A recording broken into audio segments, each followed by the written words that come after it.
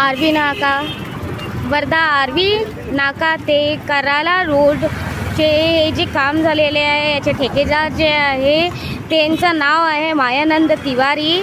मायानंद तिवारी यांचे जे काम आहे ते अत्यंत निकृष्ट दर्जाचे काम आहे आणि ते आपणास पाहायला मिळत आहे. इथे आपण पाहत आहात की रोडचे जे काम झाले आहे तिथे ते आता जे काम आहे आणि ते त्यांना खड्डे पडलेले आहे रोडांना आणि कॉन्क्रिटीकरणाचा आपण बघतच आहात की काय ते 1 इंचीचा पण त्याच्यामध्ये फरक आपण दिसत आहे, आपल्याला दिसत आहे.